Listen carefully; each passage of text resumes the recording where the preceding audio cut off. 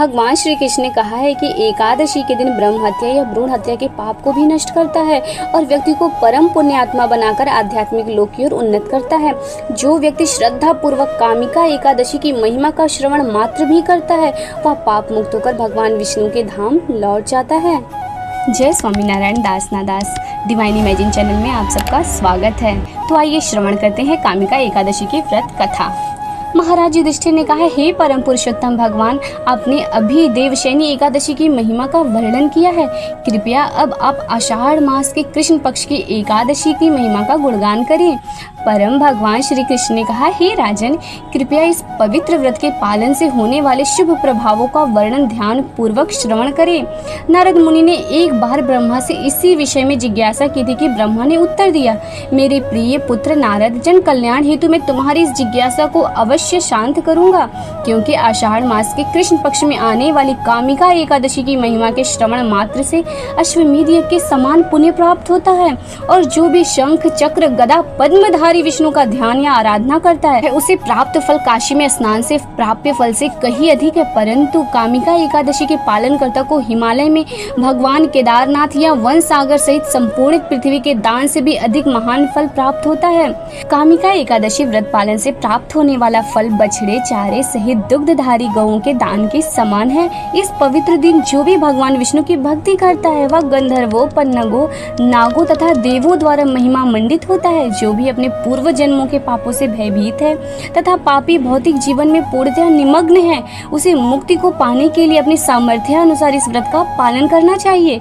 यह एकादशी सभी दिनों में शुद्धतम है और पापों का नाश करने में अत्यंत प्रबल है।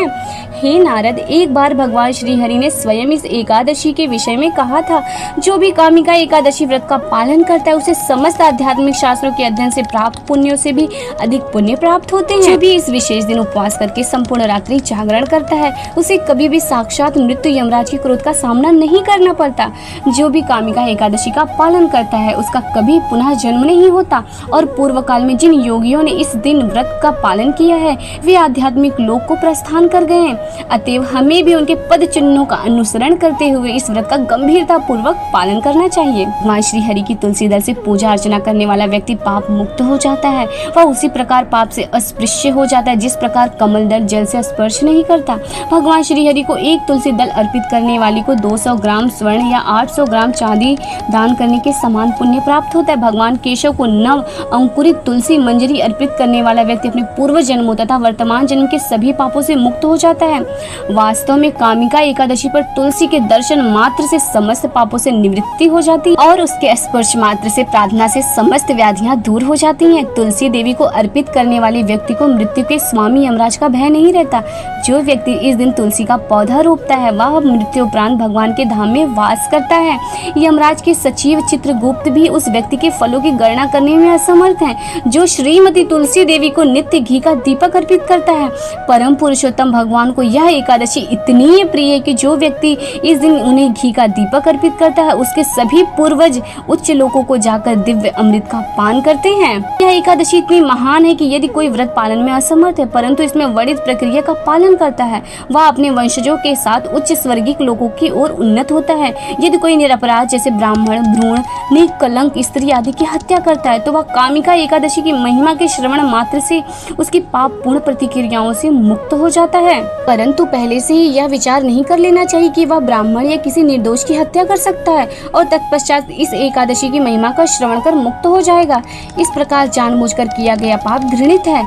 इस प्रकार ब्रह्म वैवर्त पुराण में कामिका एकादशी की महिमा का वर्णन समाप्त हुआ। एकादशी पूजा विधि। सुबह जल्दी उठकर स्नान आदि से निवृत्त हो जाएं। घर के मंदिर में दीप प्रज्वलित करें। भगवान श्री हरि का गंगा जल से अभिषेक करें। भगवान श्री हरि को पुष्प और तुलसी दल अर्पित करें। इस दिन व्रत रहें। फलाहारी ले सकते हैं। भगवान को भोग लगाएं, भगवान की आरती करें। इस बात का विशेष ध्यान रखें कि भगवान को सिर्फ सात्विक चीज़ों का भोग लगाया जाता है। भगवान श्री हरि के भोग में तुलसी को जरूर शामिल करें। इस पावन दिन भगवान श्री हरि के साथ माता लक्ष्मी जी की पूजा अवश्य करें। इस दिन भगवान के नामों का अधिक से अधिक जाप करें और अत्यधिक पुण्य प्राप्त करें। ऐसी ही और भक्तिमय कहानियाँ सुनने के लिए हमारे चैनल को सब्सक्राइब कीजिए। धन्यवाद।